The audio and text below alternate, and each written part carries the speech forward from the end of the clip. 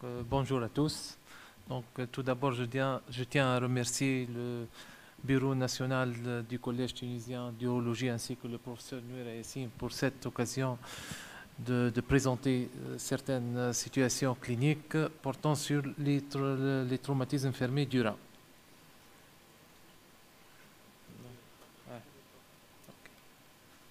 Donc, le premier cas clinique, c'est un patient âgé de 28 ans, c'est sans antécédents médicaux, amené par les agents de la protection civile, victime d'une agression par bâton avec des coups sur la fosse lombaire droite. Il a consulté à H2 du traumatisme pour des lombalgies droites avec une hématurie totale. L'examen initial trouve un patient conscient, coopérant, score de Glasgow à 15, une pression artérielle à 12, 6 pour 87 battements par minute, et l'examen trouve une nette sensibilité de la fosse lombaire droite sans défense avec présence d'échymose cutanée au niveau du point d'impact. L'aspect des urines à l'examen direct était hématique. Donc, la première question, quel examen complémentaire faut-il demander? Est-ce qu'il faut demander une numération formule sanguine? Est-ce qu'il faut demander un groupage sanguin avec Rhésus? Est-ce qu'il faut demander un dosage de la créatinine sanguine? Faut-il pratiquer un neuroscanner? Donc, j'invite un des résidents pour répondre à cette question. Pour être un peu interactif. Alors, qui fait A? Levez la main. Ouais. Qui demande B? Presque tous. Qui demande C?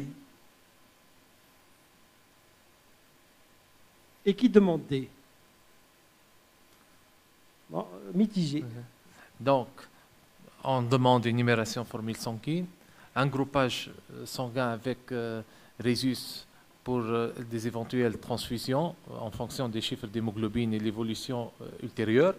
On demande une créatinine sanguine de référence et on demande un neuroscanner étant donné la présence de l'hématurie totale. Donc, ce patient, le groupe sanguin a été B positif.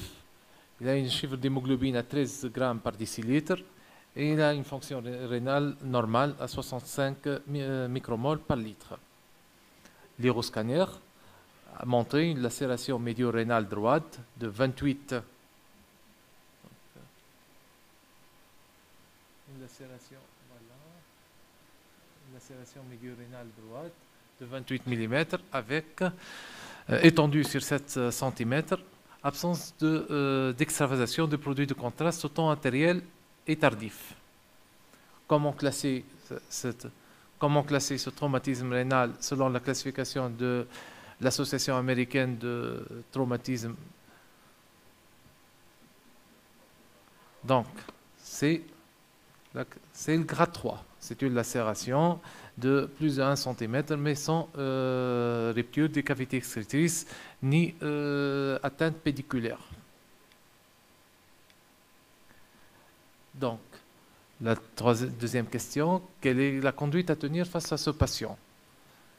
Donc, la première proposition, c'est un traitement non opératoire. La deuxième proposition, c'est une montée de sonde endo-urétérale. La troisième proposition, c'est l'artériographie avec une embolisation artérielle. Ou la quatrième proposition, c'est la néphrectomie totale. Donc, qui propose la proposition A? Qui propose un drainage des cavités excrétrices par une sonde endo-urétérale? Qui propose une artériographie avec une embolisation? Et qui propose le traitement radical? Personne.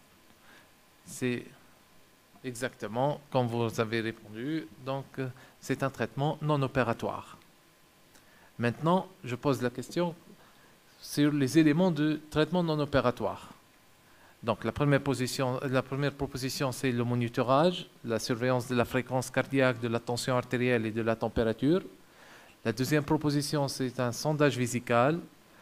Troisième proposition, c'est le repos strict jusqu'à la disparition de l'hématurie. La quatrième proposition, c'est dosage régulier du taux de l'hémoglobine. La cinquième proposition, c'est l'héparine de papomoléculaire à dose préventive. Et la sixième proposition, c'est l'antibiothérapie par voie intraveineuse. Donc, qui propose la première proposition? La deuxième proposition maintenant. La troisième proposition. La quatrième proposition. La cinquième proposition maintenant. Et qui propose une antibiothérapie par voie intraveineuse. Donc, comme vous savez, donc, il faut toujours surveiller le patient sur le plan clinique en surveillant la tension artérielle, la fréquence cardiaque et la température. Il n'y a pas intérêt de mettre une sonde vésicale. Un repos strict jusqu'à la disparition de l'hématurie. Il faut surveiller le taux de l'hémoglobine à la recherche d'une déglobulisation, indiquant un traitement de sauvetage. Les nouvelles recommandations indiquent la prescription d'un traitement anticoagulant à dose préventive jusqu'à la reprise de l'activité quotidienne et habituelle. Et comme il a dit le professeur Nuira tout à l'heure, donc dans le cadre de la prévention de la surinfection de l'urinome ou de l'hémorétropéritoine, donc nous avons l'habitude dans le service de prescrire une antibiothérapie prophylactique à base de C3G en intraveineux. Donc, est-ce que vous avez des questions concernant le premier cas clinique? Donc,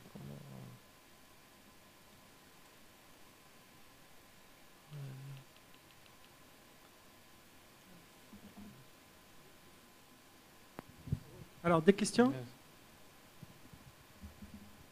Aucune question sur ce cas? Oui?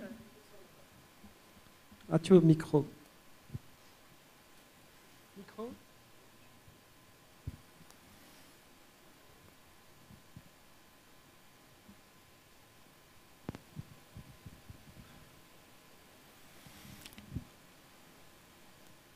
Merci, Dr Sheker. J'ai deux questions. Juste pour l'antibiothérapie, est-ce qu'elle est systématique? Ne faut-il pas surveiller la température en cas de signe de surinfection, mettre le malade sous antibiotiques? La deuxième question, c'est les délais du scanner de contrôle dans ce cas-là. Merci. Ok, merci. Donc pour la première question, c'est vrai, donc, dans les guidelines des sociétés savantes, il n'y a pas donc l'antibiothérapie n'est pas systématique.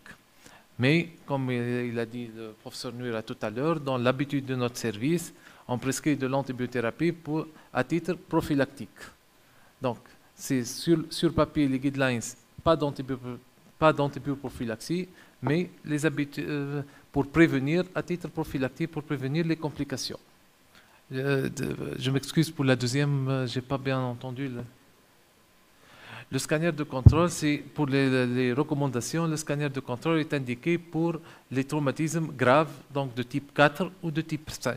Ce sont les dernières recommandations des sociétés savantes, notamment la Société française de l'association d'urologie. D'autres questions? Bon, c'était clair.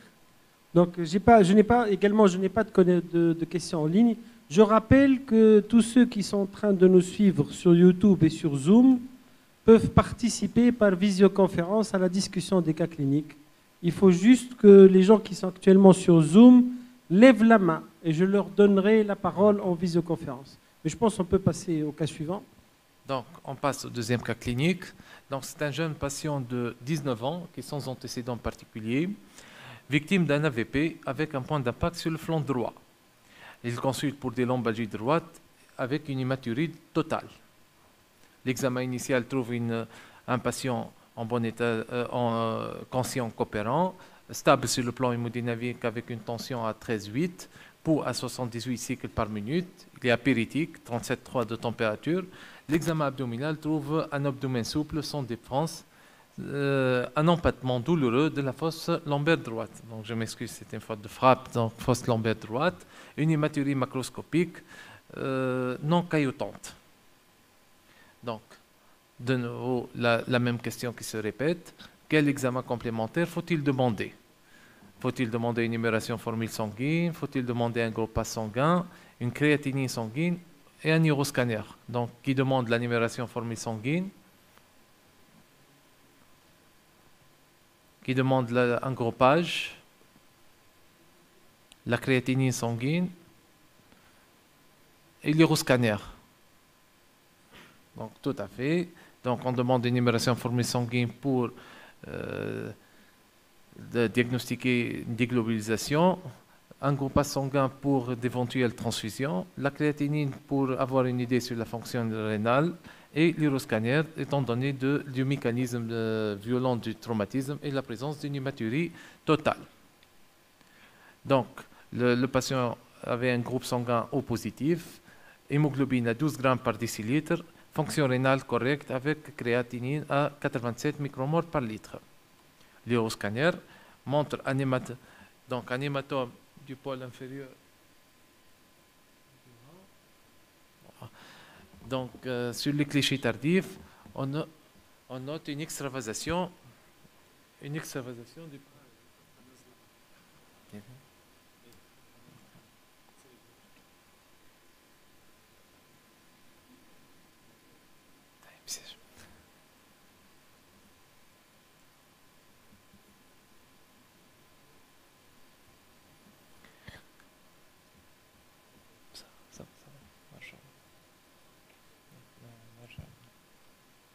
Donc, un hématome du pôle inférieur du rein de 8 cm, pas de saignement actif, extravasation du produit de contraste au cliché tardif, le rein est rehaussé dans son ensemble. Comment classer ce traumatisme? Donc, OK.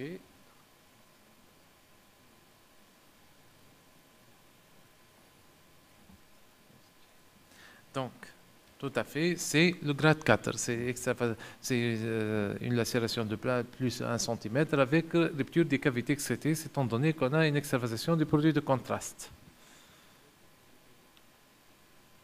Donc, quelle est la conduite à tenir face à ce patient? Un monitorage, un repos strict jusqu'à la disparition de l'hématurie, un dosage régulier de l'hémoglobine, l'héparine de bas moléculaire à dose préventive, une antibiothérapie en intraveineuse, une montée de sonde endo-urétérale type JJ ou une néphrectomie. Donc, qui choisit la proposition A,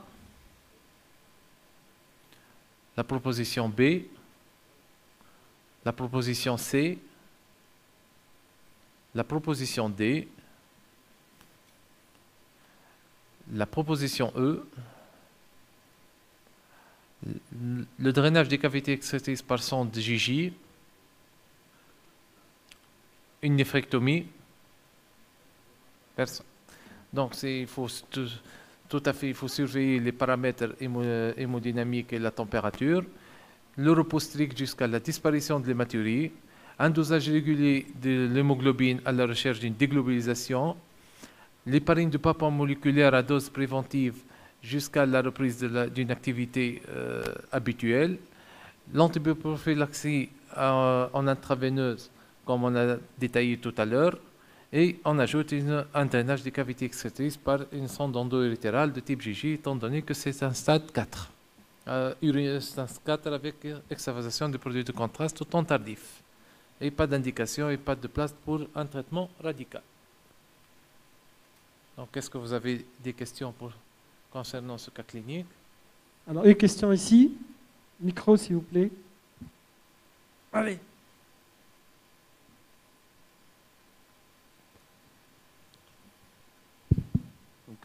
Je voudrais vous poser une question concernant le drainage endo-urétéral par sonde WJ.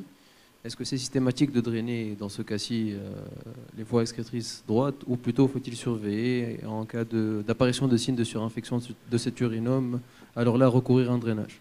Donc, auparavant, donc, il était systématique, mais actuellement, sur les nouvelles recommandations de l'EMC, Donc, généralement, pour le grade 4, où le patient il est apéritique, où il n'y a pas d'éléments de gravité, on peut surveiller